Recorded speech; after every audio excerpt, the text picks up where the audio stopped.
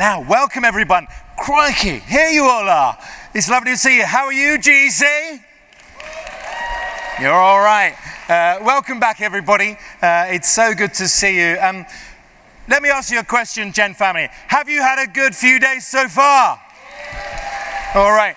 Now, before I introduce our final conversation for the day, I'm going to get us to do one final thing, and it is to create an additional 1,000 connections, just like that. Everyone, let's stand up and say hi to someone you haven't said hi to yet. Let's say hi. Let's say hi. Let's get another 1,000 clicks going. Another 1,000 clicks. Here they go. Here they go. Come on in, everyone. Best seats in the house here at the front. Welcome in, everybody. Here we go. Come on in.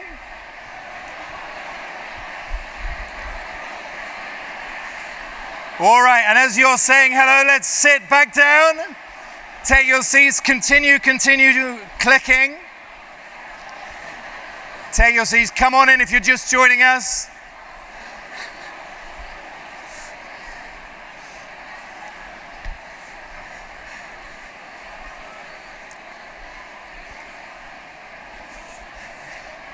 Okay, everybody, well,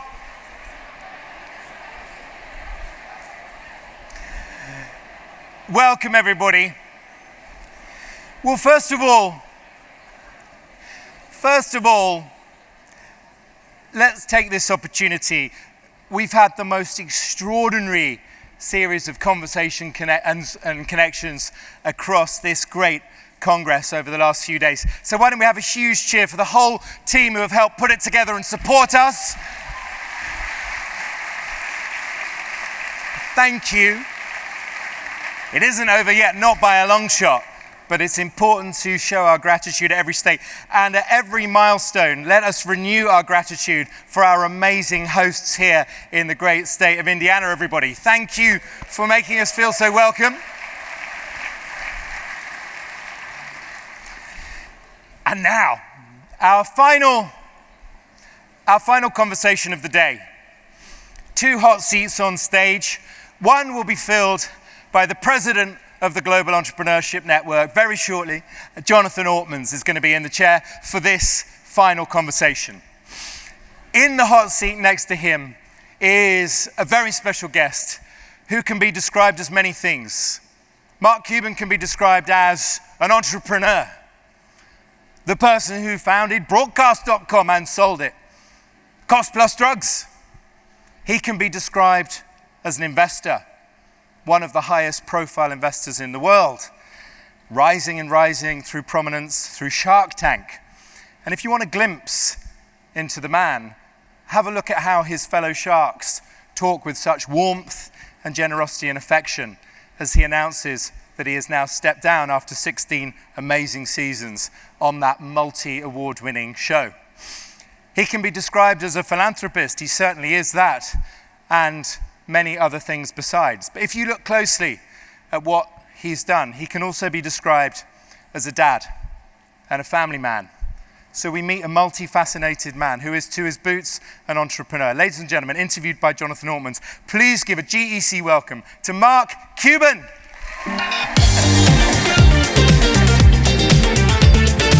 Great job.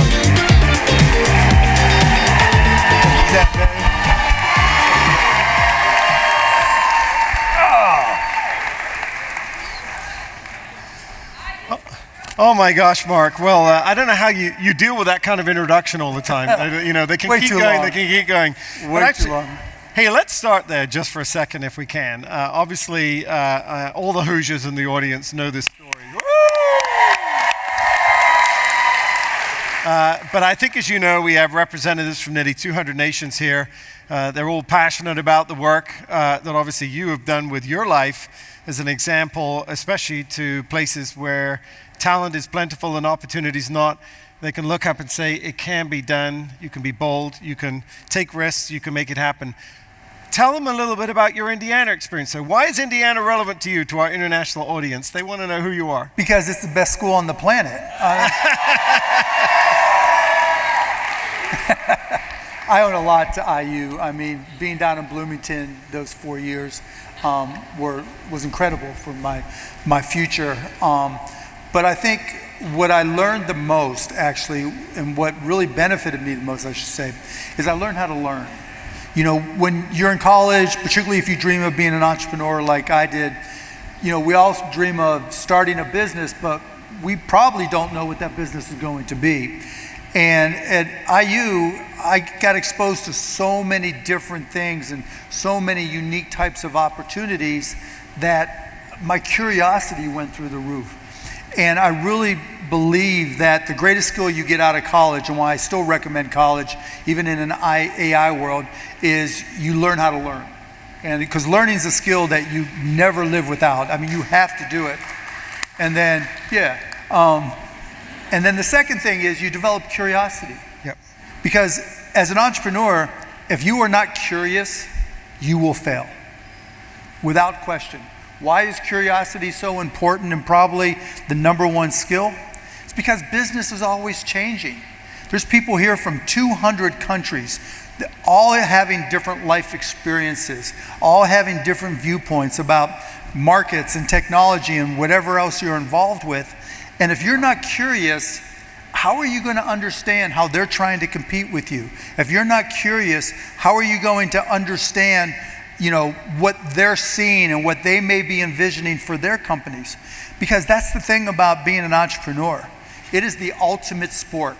You're competing 24/7 by 365, and if you're not always learning and you're not always curious, you're not keeping up, especially in this world of AI.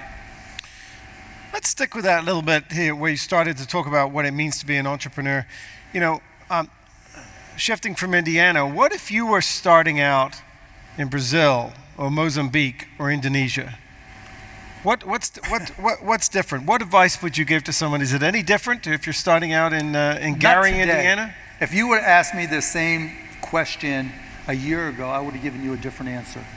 But today, with artificial intelligence where it is, regardless of what country you're in, regardless of your circumstances, if you have access to a smartphone, laptop, a desktop, and a megabit per second or more of internet bandwidth, you have access to AI at its fullest. And using the latest large language models, whether it's ChatGPT, Gemini, Anthropic, Perplexity, whatever it may be, is like having every professor in every university available to you as a mentor. Now, like all professors and all mentors, it's not always going to be right, so you always have to check the work, but you have the ability to ask questions about anything, and it's so good at time hacks. Like, I'm on the large language models 2 hours a day now, because in the past, like, if I had an idea, like I'm in a pharmacy business, costplusdrugs.com, and if I wanted to learn something about healthcare or pharmacy or the companies, I would go through and do like everybody else. I would Google all the names, I would Google all the companies, then I'd go through the links and try to determine what the best sources are. Now it's just like, okay, ChatGPT, tell me about the insulin industry, who are the largest players globally, what are the challenges, and in 3 minutes, it'll have a 10-page report that would have taken me days, if not, weeks to really put together fully. And having that available to you allows entrepreneurs to extend their skill set in ways you never could before. And so, you can even ask it new questions about your business. Like, if you're not bouncing ideas off of ChatGPT or Gemini, you're falling behind. So, all the time, like, I just wanted to prove a point just to kind of learn this in anticipation of coming out to see you. So I just thought of an idea of like, okay, what if I could take a button and insert a video camera and have it record 24/7 and feed into an algorithmic environment that tells me what I'm seeing and builds that so I could sell it. I wouldn't even know where to begin a year ago. I put all that in there, asked a couple follow-up questions, and it was like, bam, bam, bam, bam, here's what you do. Check some of it to make sure it was right, and then all of a sudden I was like, okay, check to see if this has ever been patented before. And then it was like, it'll be close. There's some things that are comparable, but maybe. I was like, okay, write the patent application for me for the United States. 3 minutes later, it was written. Now, I don't have enough guts to file it and get it denied, but you get the point. You are at a point in time, if you're young, and when I say young, under 80. And if you're 81, we'll cut you some slack, you know. But if you're young, there is no better time to start a business in the history of starting businesses than right this second today. Because up until today, we always worried, do I know enough? Do I have access to the right people? Why can't I ask this expert or that expert questions? You know, when I was a kid getting started starting businesses, literally, I would sit in the library at Indiana and just try to read all these different business books and find what I could find. Then after I went down to Dallas, I would sit in bookstores because I couldn't afford to buy the books, but I would read as many as I can until they kicked me out. But that was my best access to information. I didn't grow up in a world where, you know, I had mentors or networked with people who, you know, had done all these things before. Never. Now, today, everybody has access to the best mentors, the best experts in the world. You have no excuses on how to get started. If you weren't sure, go to Gemini and say, hey, I'm not sure about starting fill in the blank. Can you give me some ideas on the best approach? And when you do so, show me all the competition. And when you do so, tell me who the entrepreneur is behind that competition and give me a list of all the interviews they've ever done that you have access to so I can listen to them or watch them. That's insane. That is absolutely insane. That you have no excuse from now on to ever find yourself in a position where you ask the question, how do I figure it out? Or to say, I don't know. Because even though, like I said, you have to be careful because it can hallucinate and give you wrong answers, just like professors and mentors do. But you have 3, 4, 5, 6 different large language models where you can compare the output and compare the answers and ask them about the answers from others. It's so exciting to me, like even now, because I get excited about starting new businesses because all the legwork and the boring shit, like Googling all day and writing notes and, let me put together that business plan, all that time oh my God, it's just like, bam. So it's a different world now. What do you say, Mark, to the third of the community that says, I know I need to do this. I've seen some of these courses coming where I'm supposed to learn how to do these tools. What do you say? I mean, do you just say, look, open the thing up and experiment, test it? Or do you just say, just try it? Is that? Look, two answers to that question. Number one, there's going to be 2 types of companies in this world. Those who are great at AI and everybody else is going to go out of business. And 2, how do you start? You just start asking it questions. Like, hey, what's up? What's good? Oh, by the way, I have a question about this business I'm working on. Can you tell me, or how would Warren Buffett answer this question? Or how would, pick your favorite entrepreneur. How would Mark Cuban, no, forget him. How would answer this question, right? Just go for it. What's it going to say? This is ChatGPT, you suck, leave me alone? No, right? It's there. And, and let me just qualify about AI. AI doesn't think. It really doesn't. It's not smart per se. But it's like a person who everything they read, they remember completely. And because of that, you know how like when you're typing in a word processor or even email, you get the autocomplete because it's seen you answer the same sentence all the time? That's all it does, it's autocomplete. But its ability to autocomplete based off of reading everything on the internet is a huge leg up for you. So to get started, you just get started. There's no downside. And it's free. You just use all the basic features. And if you want to get fancy, right? And you're starting to see now, anybody who's on social media, right, and you're seeing all the prompt videos, right? We're not really real. Did you? Yeah. And by the way, this is not real. This is just a prompt. See, some of you know what I'm talking about.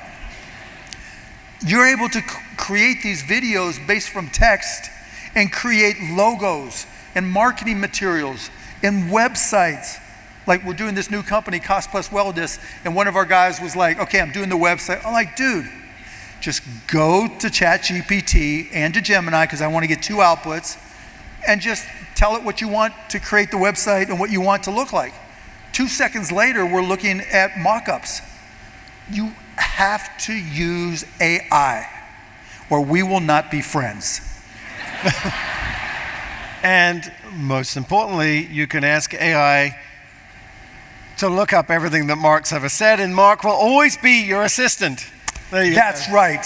Yeah. And I never get anything wrong.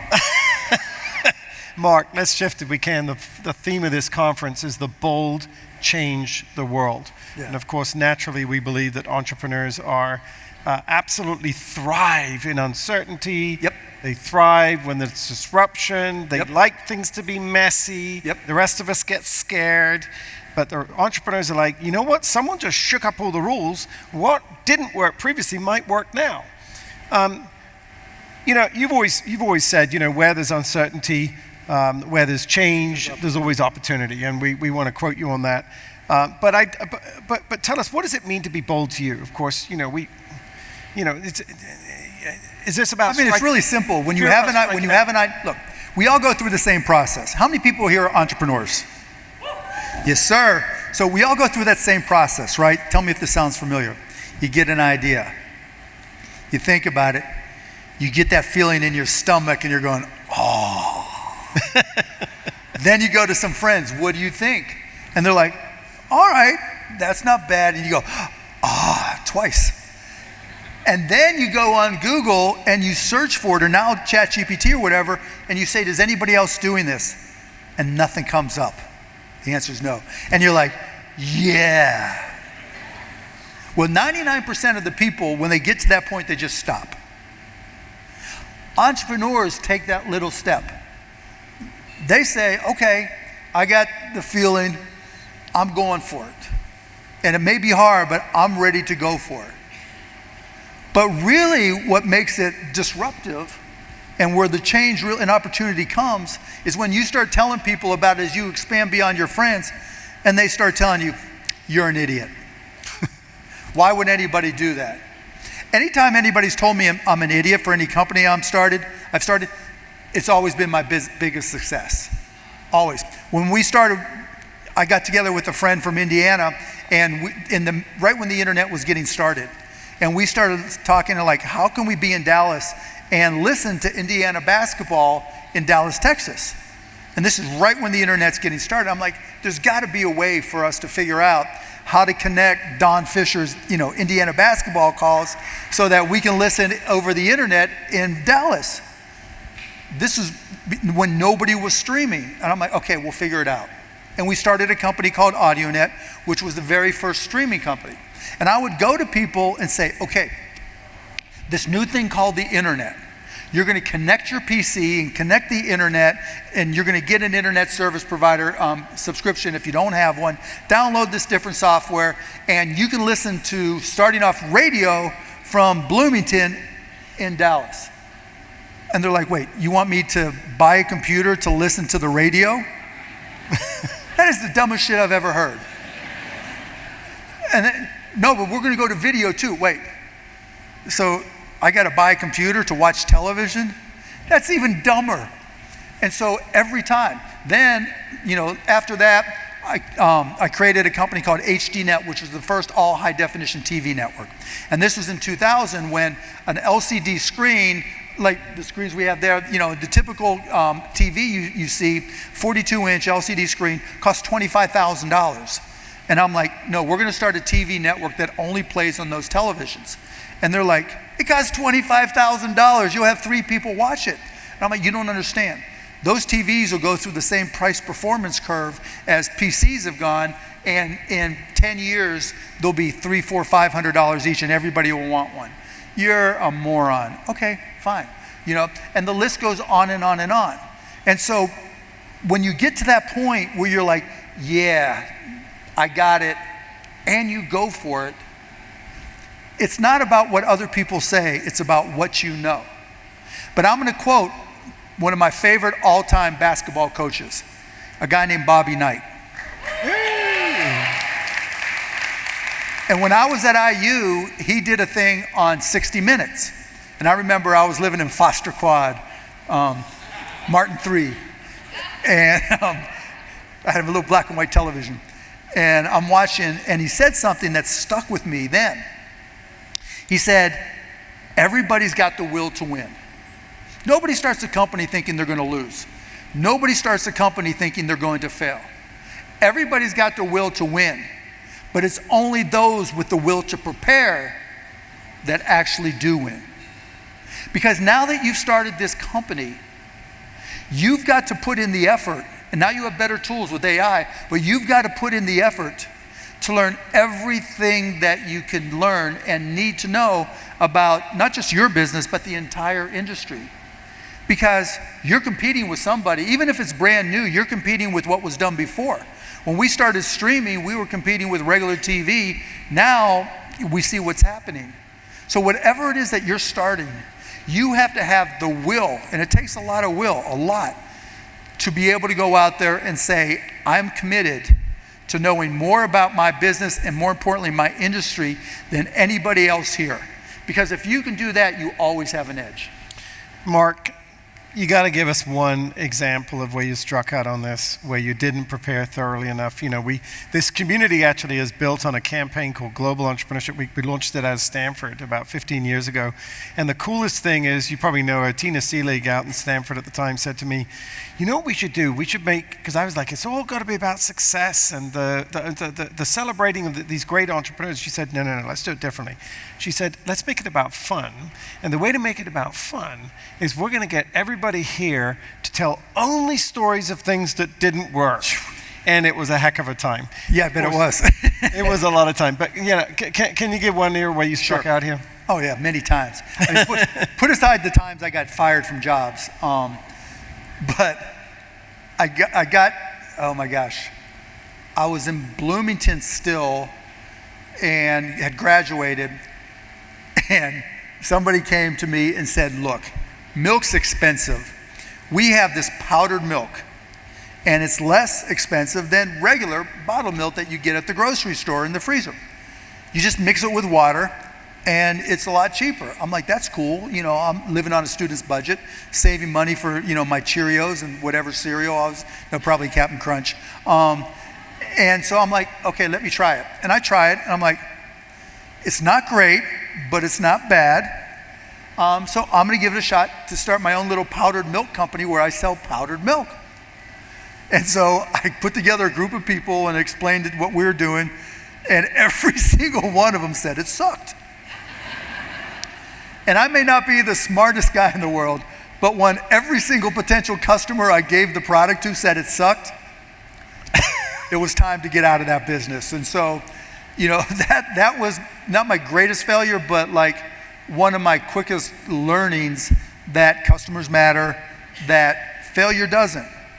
Because what I would tell myself over and over and over again is that it doesn't matter how many times I fail. I only have to be right one time. Just one time. Like, how many of you knew my powdered milk story? Nobody. Nobody gives a shit about powdered milk stories. Nobody gives a shit about your failures.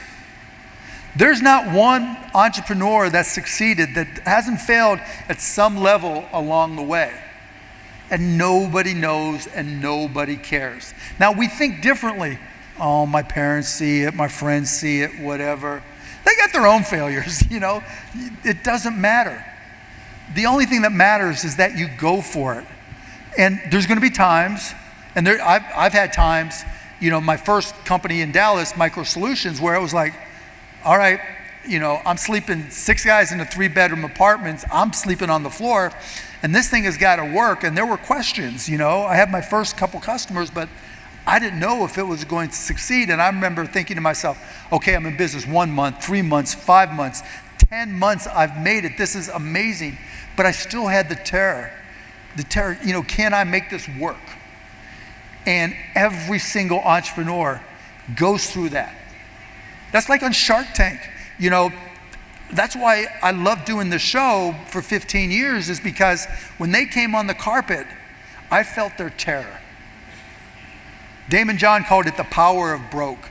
When you've got nothing to lose, of course you go for it, because there's only one direction you can go to, right? It can only get better, it can't get worse. When I'm sleeping on the floor wondering if Micro Solutions is going to survive, there was only one direction it could go, and that's motivating. Because sleeping on the floor with 5 guys in a shitty little apartment in Dallas, Texas is no fun. And you will find yourself, and you talk about failures, you will find yourself, even if you haven't failed yet, and if you have, like I said, it's over. But even if you have failed yet, there's going to be moments of terror. Do you guys know what I'm talking about? Where you're afraid.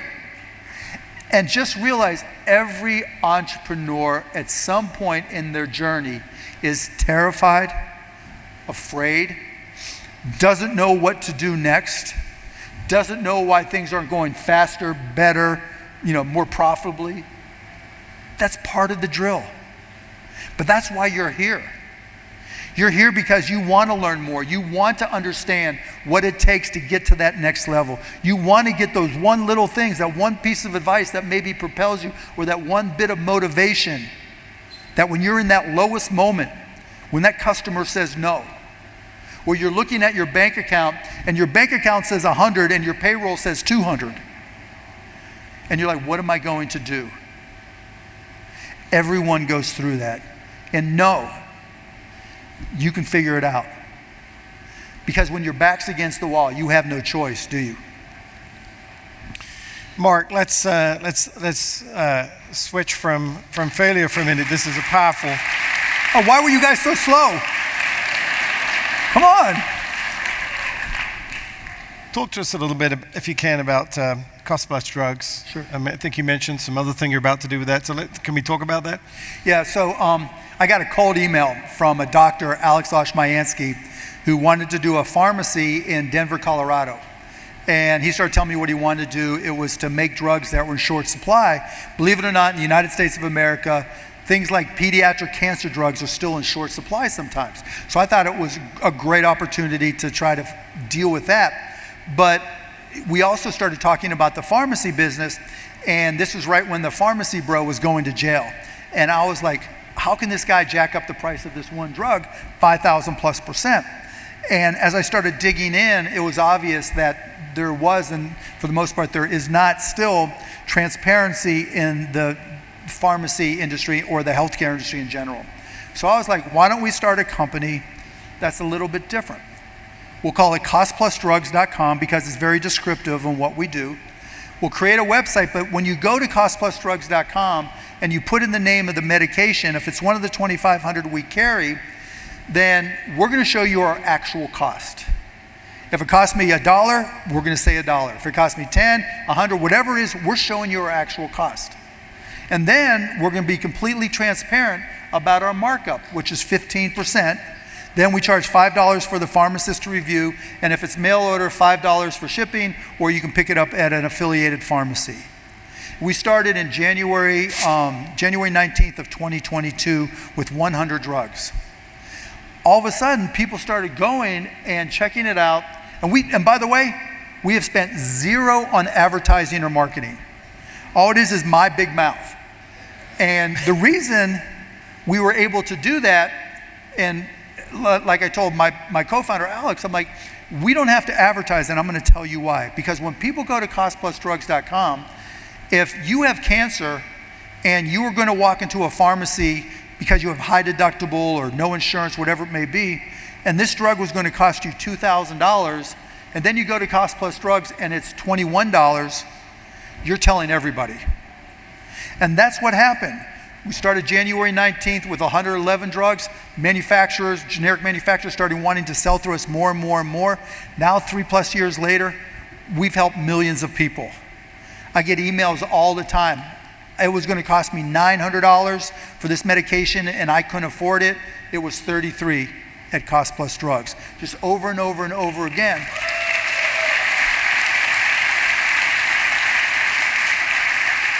So if you live in the United States, check out Cost Plus Drugs. We're probably cheaper than your copay. You're probably cheaper, definitely cheaper than co-insurance. You may have insurance and we're still probably cheaper. So rule number 1, always be selling. Rule number 2, know what business you're in. Now, when we started Cost Plus Drugs, the people we hired all thought we were in the drug business, that we just sold medications. That's not what we sell. We sell trust. Every single business you work for or start or run, your main product is trust. Would you want to do business with a company you don't trust? No. And so at Cost Plus Drugs, that transparency leads to trust. And I was listening to this podcast, and there's actually a formula for trust. Trust equals transparency divided by self-interest. The more transparent you are, the higher the top, the numerator. The less, self-interest. It's not just about me, we're fair.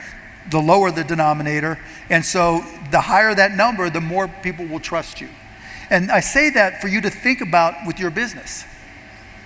Because the more transparent you are, the more you communicate with your prospects and your customers, the more they're going to trust you. And when you're competing, they're going to give you the benefit of the doubt because they can trust you. And it's okay to be profitable. We're marginally profitable, and we'll be more profitable as we grow, as we add new capabilities to costplusdrugs.com. And as you build your business, it's okay, it's good, it's great to be profitable. But it's also okay to be fair and kind and empathetic and most importantly, transparent. Because in a well, thanks. You guys are too easy. In a universe, particularly again with AI, where we're not sure what's real or not. We're not sure if we're truly communicating with a human or just an agent developed by AI. We don't know if that video is real. Chances are now it's cheaper to create fake, prompt actors than it is to hire other people. But if it's you, if it's a video of you speaking, if it's a video of people that work for you communicating, if it's you talking one-on-one, even if it's a Zoom, even if it's in person, whatever it may be, that personal touch, that human touch, that trust is going to become increasingly important to your success. And so the more transparent you are, and look, sometimes it's counterintuitive because, I can tell you as many times, it's like, I need to make as much money as possible. And the times when I've tried to squeeze out as much as I could, let me take back. The only time I've ever thought it made sense to charge and overcharge as much as I could is for a business I didn't want to do. I hate this dude. Screw him. Triple the price. If he wants to do it, great. Okay, sometimes they say yes, Yeah. But everybody else, be kind, be fair, be transparent, be open, be honest. Because those traits are traits that AI doesn't have. Those are traits that AI will never have. And you're being able to communicate and connect and garner trust can and will be the difference between success and failure for your business. Mark, I'm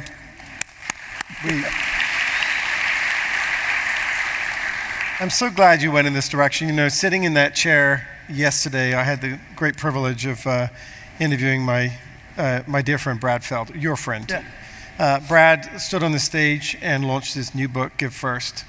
Mm-hmm. And he's been someone that throughout the entire history of the emergence of the sort of building of ecosystems has always said the first thing is give first. You have to understand. You've always been a kind of, frankly, a do well, do good kind of guy. I mean, we love that. I mean, it's rather like a lot of us decide that the right thing to do is we need to get out there and get in communities where there are people left behind because it's the right thing to do.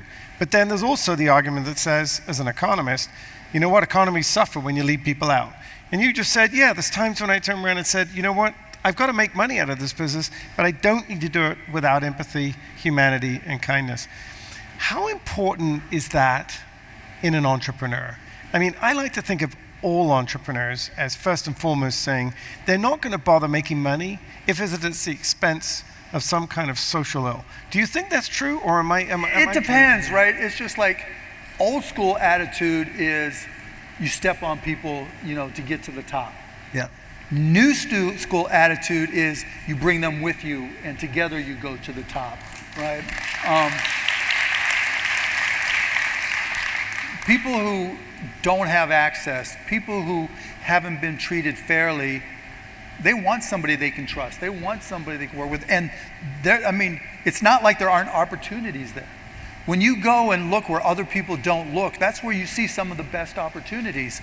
And so, I can't say when I was 22, 23, empathy was at the top of my list, survival was.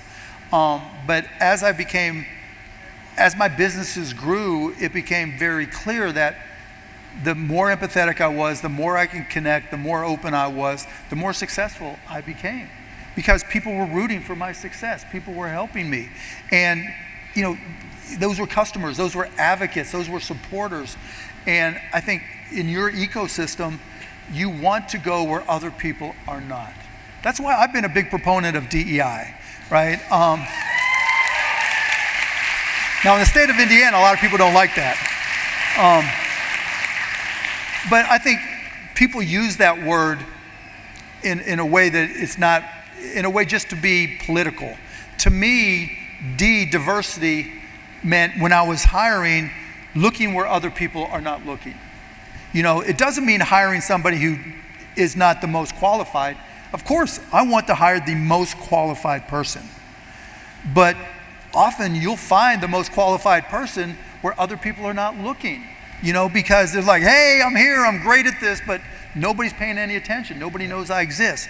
So diversity is just looking where others aren't, because you'll turn up, gems that other people haven't discovered yet. Equity, really simple. Putting people in a position to succeed. When I first bought the Dallas Mavericks, and by the way, go Pacers, because Rick was our coach. I think they have a good shot. But like when I took over the Mavs, we had 3-4 coaches. We spent more on teaching people how to use Microsoft Windows and Excel and Word than we did on player development. And to me, that was insane. And so I invested in bringing back literally 15 former Mavs players to act as player development coaches. Now all teams do that. But back then, it was brand new. And to me, that's equity, putting people in a position to succeed, giving the training that they need, the support they need. And inclusion, it just means respecting people. I don't care what you look like, what you call yourself, what you don't call yourself, how you like to be recognized or not. I don't care. If you do a good job, you deserve the respect of everybody that works with you, for you, and around you. And that's DEI. It's a really simple concept. And when you look where other people don't look as an entrepreneur, when you put the people that work for you in a position to succeed, and when you treat them with respect, they're going to work harder. I mean, as a manager within your business, hiring is hard, right? It is really, really, really hard. I think it's probably the hardest thing I ever have to do. And so trying to, go out and find great people, but also getting their interests aligned with yours and the company's interests. Because if I can say to a new employee, look, together we can grow.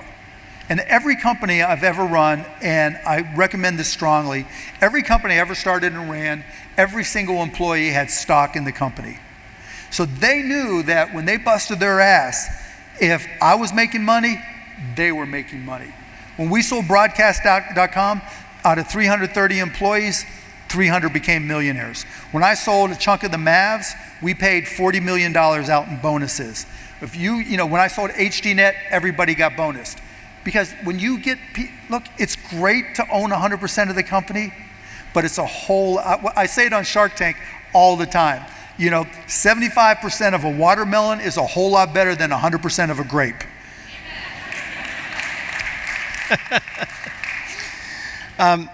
Mark, I want to shift, if we can, a little bit to a global conversation. We're now in an era where there's rising nationalism, isolationism, in a way, a little bit of deglobalization. And we kind of have a theory of change here about the power of the entrepreneurial community. And I'll tell you a little story. We held this event in Moscow. We'd planned it a number of years ago. And 1 week before the event, Putin invaded the Crimea. I called up the team and I said, should we cancel? What's going on? And they said, absolutely not. We had 7,000 people that came to Moscow. Wow. They continued like nothing had happened. They did not worry about the fact that there was a geopolitical challenge going on here. Because you know what? What was common among all of them is that they were building, creating, they weren't destroying. They were sharing and collaborating and learning from each other. Everything from the policy guys learning about what regulatory changes are working in your economy to naturally investors talking about how can we do cross-border deals to entrepreneurs naturally, as you said, learning about how the people are executing the same business model. And it was one of the most extraordinary experiences because it showed me that collectively we can be much bigger than the sum of the parts, but that actually a global entrepreneurial ecosystem is, if anything, more powerful than any individual sort of political regime of some kind. So we sort of have this theory that we think we should do more. We need to be bold. We need to be willing to strike out. We need to get out there, and entrepreneurs should really be the new diplomats. They should be the ones that are getting out there, setting the example. They're the do good, well community. They're the ones that have that empathy, but they're also the ones that are willing to take us to new heights in terms of solving big problems. What's your thought on this? Do you think that's a rather dreamy ambition? No, not at all. Do you think that this community can actually have that kind of force as the new diplomats of the world? I mean, dreamy ambition is the definition of entrepreneurship. Look, no matter who's in power and which country you're in, somebody's mad, somebody's happy. Somebody voted against them, voted for somebody else, or just didn't vote at all. And then the day after the election, everybody gets up in the morning, hopefully brushes their teeth and goes about their daily life. If you're into politics, there's plenty of places to talk about politics, but if you're an entrepreneur, be an entrepreneur. And when you do things that change the game, you make politicians adjust to you. Like with costplusdrugs.com, we're changing, initially pharmacy, and everything that I've been pushing for, one by one, states are starting to change their laws as it applies to pharmacy. Now, hopefully the federal government will do a lot of that as well. We talk about AI. Almost every single day, there's something new coming up. AI doesn't care who the president or vice president or premier or prime minister is, nor do the developers behind it. They're going to keep on pushing, and so should you. Whatever your ambition and dream is, you go for it. Because in this country, the president's there 4 years, maybe 8, and they're going to be gone. And I guarantee you, every single one of you, when you think about your companies and starting and running them, you want to be in business longer than 8 years. You want to be in business a long, long time, or maybe you want an exit, whatever it may be, but you want what you're building to grow. And you'll adapt, laws change, right? Tax rates change. But let me tell you, I don't even know how many businesses I've started, and not one single time did I ever look at the tax rate first. Not one single time did I say, well, capital gains tax went from 21 to 24%. Nah, I'm not going to be an entrepreneur. No, I am an entrepreneur. You are entrepreneurs. Doesn't matter who the president or prime minister is. Doesn't matter what the tax rate is. Doesn't matter what various laws are, because they're all going to change. And so will you, and so will your vision, and so will, your companies will evolve. And your vision and your ambition, you just might be the person that comes up with something that actually changes the world. If there's one takeaway that you take away from this session, when you go back home, or you go back to your hotel room, whatever it is, whatever your dream is, particularly if you have a dream that you think could change the world, I want you to look in the mirror and ask yourself one simple question. Why not me?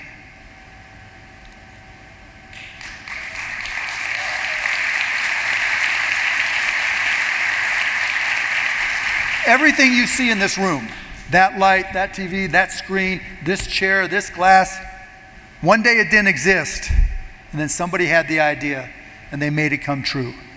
Whatever it is in your heart, mind, and soul, why not you? Why can't it be you that changes the world?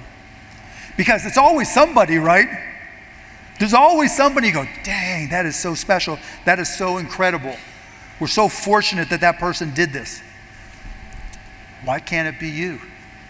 Why can't what you do have more impact than governments and presidents and prime ministers? It can. Now, it might not be all of us, but it sure can be one of us.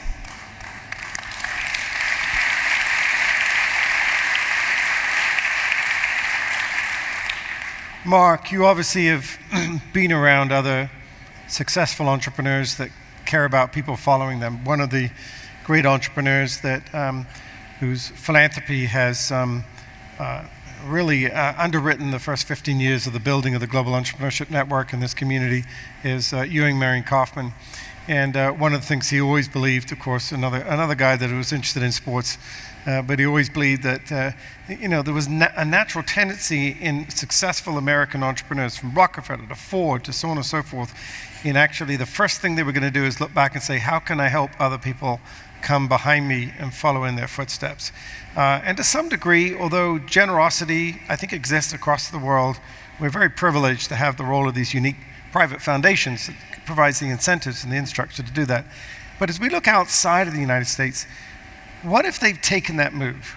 They've become a successful entrepreneur. And I can tell you, we have at least 5 or 6 of them there in the audience who will perhaps not toot their own horn, but they're very, very, very successful. What would you tell them? Would you tell them be Ewing Marion Kaufman and go create a philanthropic endeavor to help give back to entrepreneurial development? Would you tell them go spend your time with other founders?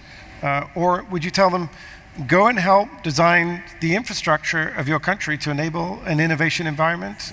What advice would you give to successful entrepreneurs overseas as to how they can be part of the solution? I mean, every culture is different, but if I had to pull something off the top of my head, I'd say publish your email and make it available to people in your country to ask you questions. Because the people who will send you messages and ask those questions are obviously interested, and it doesn't take a lot of time. It doesn't cost anything except some time, a little bit of time. But the impact you can have can be incredible because it allows you to be personal and answer questions directly. Let me comment on that if I can, because I think you know that you're known for the fact that you've been very transparent. Maybe that's why in that equation you've also earned a lot of trust. But you've actually given people the chance to send you an email, and I think 1 or 2 people have sent you emails that you've actually ended up investing in. Well, that's how Cost Plus Drugs got started. It was a cold email. Box.com from a cold email. I mean, I've invested money in people I still have never met. But there's a lot of investors that I never invested in, but I still answer their questions. And they've started companies and they've been successful. Like Uber, his prior company, I helped him with that. And then when he started Uber, he said, "You want to invest?" And I over-negotiated and I didn't hear back from him. But when he had problems, he reached out to me, And there's a bunch of those companies that just making yourself available like transporting yourself somewhere to sit one-on-one is time consuming, and it's tough, and you can't reach as many people. But being able to communicate with 5 people a day via email might take 20 minutes. Yeah. And that 20 minutes can have more impact than you can ever possibly imagine. Let me ask you, obviously you might invest in some of those companies, but I think the message you're hearing is that isn't a lot to ask of even someone as busy as you, a successful person. So, how much of it do you ever just give back advice? Do you just encourage all the time. I had a kid yesterday. He sent me an email. He was like, "Hey, I'm 16 and I want to be an entrepreneur. No, I want to be an investor. What should I do?" I'm like, well, if you want to be an investor, in my opinion, you should read every book by Warren Buffett and every book about Warren Buffett and listen and watch everything he's ever said and done. And then he emails me back the next day. That sucks. I thought you were going to tell me something good. Well, wait a minute. Now I know what you're going to do. You're going to write him back. I thought you were going to tell me he emailed back and said, I took everything Warren Buffett ever said in every book he ever read. I put it into ChatGPT and it gave me these 6 of advice. I mean, so the kid was giving me a hard time, and if you're like me, I've written 100 emails or social media posts and almost hit send and then veered to the delete key. So, because otherwise there would have been some 16-year-old I just destroyed, and that would have been cool. But no, I try to do that all the time. The hardest ones and the ones I don't answer really are the ones, I want to start a business and I don't know where to start. Well, if you don't know where to start, you're not going to start. But if it's like I'm running my business and this happens all the time, we're having a cash flow problem, should I raise money? Should I go to the bank? I'm like, now it's going to be tough to go to the bank, raising money stuff. You've got to figure out a way to find cash in your existing business. Yep. Or I'm selling as much as I can and I don't have enough people. We're so swamped. And and this is my favorite. I'm like, raise your prices. Because that's one thing entrepreneurs are afraid to do. They're afraid they're going to lose their business if they raise their prices. But if you're selling all you make, or you're selling all, you have no time left, and you do a service, whatever, raise your prices. And now, and then I get, because it always works, because it's only the ones that just don't have time. And so now I get it back. Oh, I raised my prices. I'm killing it, right? I raised them again, and there's still no one saying no. Thank you, thank you, thank you. Where are you at now? Oh, I'm in Aruba. No, it's like, but helping entrepreneurs like that and giving specific advice to specific questions is easy. It takes no time. And if you're in a different country where there's not as many tools, AI included, or not as many people that can inspire people, then take that responsibility. It's not a lot of time or effort. Any requests for people that do send an email about what not to do, apart from don't email me and say, I want to be an entrepreneur, I don't know what I need an idea? Yeah, I mean, that's a great question, actually. Everybody starts, a lot of people start thinking the first step is to raise money. No. The best equity is sweat equity. You know who has the most money and the greatest net worth? People who own 100% of their company. They have the most. Now, a lot of people might think, well, I need to raise money. Save money. Do it as a side hustle to start. Do it at night. I worked as a bartender at night, whatever it may be. It's not supposed to be easy.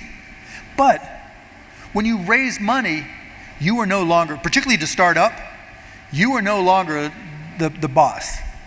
Whoever you took that money from, I mean, does anybody here watch Shark Tank? Could you imagine having money from Mr. Wonderful as your first investment? I mean, come on. Raising money is not an accomplishment. It's an obligation. Because now you are obligated to the bank or to the investor or your other investors, whoever it may be. Whereas if you can get by without raising money, and sure, certain companies you can't, but if you can do it without raising money, like my very first customer after I got fired, when I started Micro Solutions, I went to this company, Architectural Lighting, and I knew they wanted this software, and I'm like, look, I got fired. I got no money. I'm sleeping on the floor, literally sleeping on the floor. Would you front me the $500 to buy this software. $250 that is so I can live for another week. And if it doesn't work, I'll wash your car, I'll sweep your floor, whatever it takes. And I was fortunate they did. There are ways, if you have a customer base, go to them and just say, look, would you front me this money, half of it or whatever it may be, so I can get started. But don't make raising money the end-all be-all to start a company. And by the way, the second point I'll tell you is one, if you're struggling, a lot of entrepreneurs will think to themselves, oh, if I only had more money, then this would be easy. No. Or they'll say, if I had this money, I'll go I need one more salesperson, or I need this technology person, or I need this manager. There are no silver bullet hires. There is nobody out there that is so great that they're leaving their current company to come to you. Maybe you have the greatest idea ever, but there are no silver bullet, magical employees that are going to change everything. Again, like I said before, we all run up against that terror of what could go wrong or things going wrong. There are no quick and easy answers. You have to figure them out. Because the best cure for that problem is more profitable sales, which leads to the third point. So many companies chase sales, and it's intoxicating. I got to 100,000 in sales, and I remember doing my little happy dance. Then I got to 1 million in sales. It was like, I got a company with 1 million in sales, and then it was 5 million in sales, and then, well, what about, how come you're not profitable? How come your cash balance is not growing? Well, we'll raise money for that. And then interest rates go up, and nobody's lending money, nobody's investing money. You have to assume that you have to be profitable and think about your business as being profitable. If you're chasing top line just because, maybe you have an investor that says they want top line because they think that'll help an exit or bring in the next investor, it's not their company, it's your company. Always think in terms of how do I stay alive? And you have to be profitable to do that. Yep. So let's, I want to talk about a world where they don't have email access to Mark Cuban to ask to get this kind of advice. And as you know, we are also surrounded by an industry that has exploded over the course of the last 15 years. Once the sort of startup culture started becoming much more mainstream, we saw the growth of accelerators and incubators and endless education programs. And we've sort of presented the idea that, how are they doing, given the fact that there's a huge amount of money going into teaching people how to be an entrepreneur? I mean, it tells me that the kind of questions you get answering is that they don't actually know what entrepreneur means. I mean, to me, I always tell people, look, it's not about starting a company right now. It's about testing an idea, forming a team, figuring out a better way of doing it. But what are we going wrong as a set of very, shall I say, enthusiastic leaders trying to help people start companies on scale? What's your view? I hate to call it an industry, Mark, but it kind of is. I mean, it certainly is an industry. It's an industry around enabling entrepreneurship. What do you think of that industry? And by the way, some of them are here, but I go back and forth, honestly. Like Y Combinator's done a lot of good things, right? Some others have done some, Techstars have done some decent things. But I go back and forth because I see it from the accelerator's perspective, because it's a low-cost option on a bunch of great entrepreneurs. And all it takes is one, and it's paid for everybody. So I see why they do it. In terms of the entrepreneur, it really depends on the person. On one hand, the networking is good because you're meeting fellow entrepreneurs. The idea exchange is good because you're around fellow entrepreneurs. But you also kind of get groupthink. And I think that's the challenge. They'll tell you, they want you to go in your own path, but I don't know, there's one of the great one of the great attitudes for every young entrepreneur is blissful ignorance. You don't know what you don't know. And because if you knew it, you'd be too afraid to do what you were doing. Like, I don't know if I could go back and start the same companies that I did now, because I didn't know what I didn't know. I had to figure it out as I went, and because I was already in it, I had no choice but to keep going. When you're in the accelerators and everything, you've got everybody else making comments about your business and giving you their feedback when they should be, dealing with their own issues. So I go back and forth. I mean, every entrepreneur's just got to make their own individual decision. But let me push a little bit further on this, because we have a lot of governments involved in this. We've got 130 governments, and they're all sitting there saying, how do I become more startup savvy? They're all looking, naturally they're looking at good things, like we want to build the economy, we want to grow jobs. But at the end of the day, they're pouring millions and millions of dollars into an infrastructure to facilitate new firm formation. Have you got any sense of what advice you would give governments? Like I said earlier, it's changed in the last year. Yeah. If I were, a Secretary of Commerce in a foreign country, it'd be all AI. I would be making sure every single kid in every single school had access to multiple large language models. I would teach classes in prompting. And I think, schools will go in this direction, prompting for engineers, prompting for entrepreneurs. Like now when you take a class in entrepreneurship, they go through the blocking and tackling, right? A lot of that stuff is going to be done by AI, or it's easier disseminated by AI. But knowing what questions to ask, knowing how to ask, knowing how to deal with the responses, knowing how to pick and choose what's a good answer from a bad answer. I think for countries, developing those aspects in your educational system, and even independent of your educational system, in your library system if you have one, or just buy a license, go to ChatGPT and buy a national license, or go to Google and do the same thing for Gemini or Anthropic or Claude, whatever, Perplexity, because giving AI access to every single person in your country is like moving Indiana University into their bathroom, where most people do their best thinking,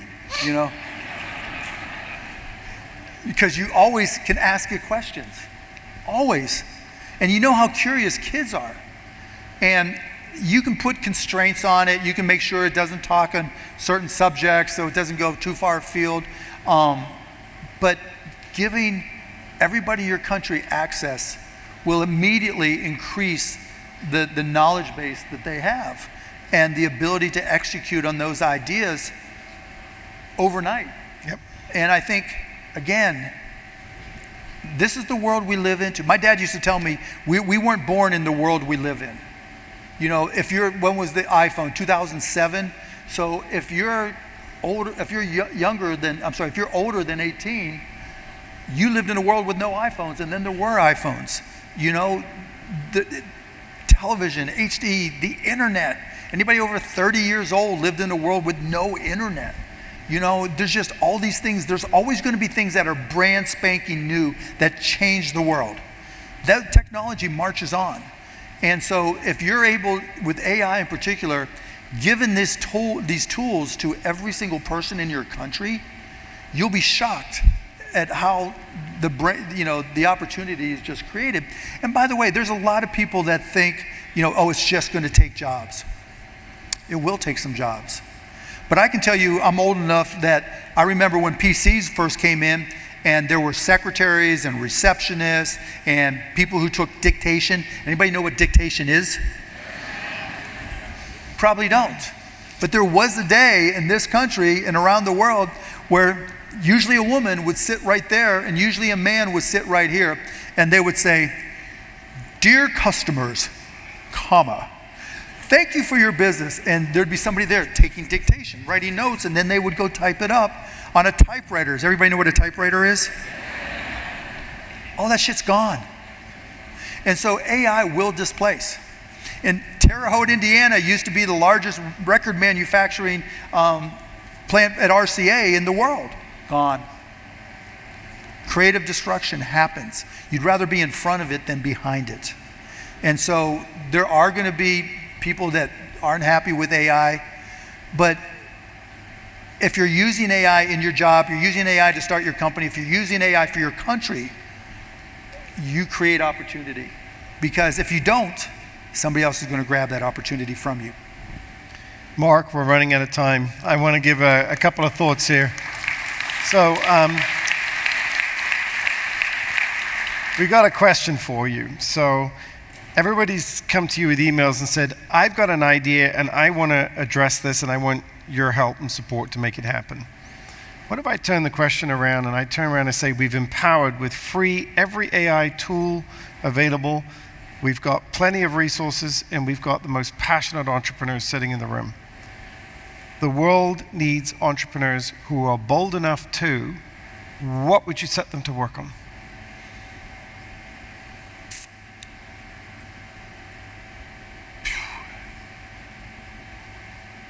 That's a great question. Probably prompt sharing. Probably just sharing everything, not just prompt sharing, sharing your output. Sharing whatever it is that you come up with where you go, oh shit, I want to know about it, right? And we should share it. You know, those are the things that will inspire other people.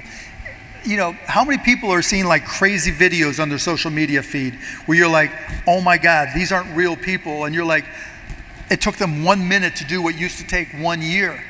It's crazy, isn't it? Mm-hmm. And you look at that and you think to yourself, how is that going to impact me? But also, what can I do with it? And when you see these new tools that are changing by the minute, and you come up with something to do with it, I want you to share it. Like, my Instagram feed used to be sports, sports, sports, sports, hot girl, sports, sports, sports, sports, sports, sports, sports. And now it's sports, sports, AI, sports, AI. And it's just like my whole feed now, because all it takes is one idea. I used to go into bookstores and go through the magazines and tell myself, one idea, one nugget of information for my business, and I'm successful. One little tidbit, and my business is better competitively, and I'll be more profitable. AI is that continuously. And so when you come up with stuff, like my 15-year-old son, like when I put up some AI videos, he's like, bleh, you know, bleh, Dad, you know, that's skibbity. Did I say that right? Yeah, sometimes I cook, sometimes I don't. I'm just Sigma. And by the way, ChatGPT has got a great Gen Z translator that I use to annoy my son to no end. But just share. Because we're in a time when it's changing so rapidly, whatever you share could inspire who knows how many other people. It is the best time ever to be an entrepreneur. I mean, oh my God. Like, I get excited about it, and I just like want to go back and just like get on my phone. Like, my wife freaks out because on my phone I've got ChatGPT set where Siri was, right? So I just click it instead of saying, "Hey Siri," it'll pop up. I'll click it and I'll just start talking to it like it's a person. And she's like, "What?" You know? But has it given you a nickname yet? No nicknames. I'll ask it for one and it will give me one. Yeah. But it's just non-stop engagement with your ideas and coming back with information. Just like having my favorite professors from Indiana right here 24/7. Every entrepreneur right here 24/7 to give you feedback. You guys are lucky. Lucky. It is just amazing, and the only one that can hold you back is you.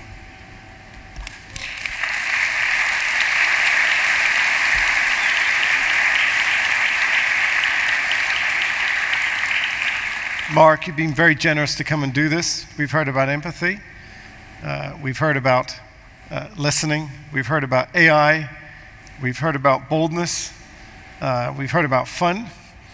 And I just want to thank you on behalf of the entire global community for doing this today. My pleasure. You really are an inspiration to all of us, and God bless you. Thank you. Thank you.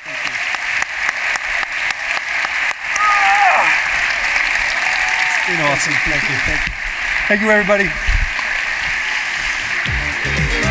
Standing I wanted the jacket. That's glad. Stand there with the audience in the background. Yeah, Gotta have a picture. everybody, why don't we get a shot with us all in the background? Mark, come on in. There you How go. about Turn it, around. Mark? There you are. Ladies and gentlemen, let's hear it one more time for Mark Cuban, everybody.